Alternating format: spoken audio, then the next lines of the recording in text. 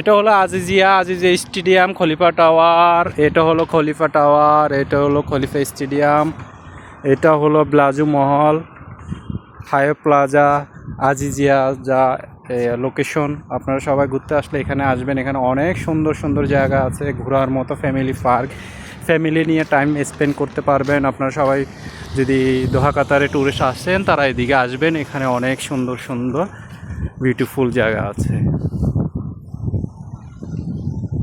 এটা হলো আজিজিয়া খলিফা টাওয়ার। খলিফা টাওয়ার হলো কাতারের অনেক পুরানো একটি টাওয়ার, সবচেয়ে পুরানো মধ্যে এটি একটি।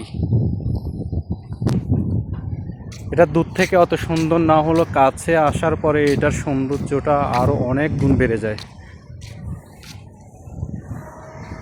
আপনারা যদি কাতারে ট্যুরিস্ট আসেন এখানে এসে ঘুরে যাবেন। খলিফা স্টেডিয়াম।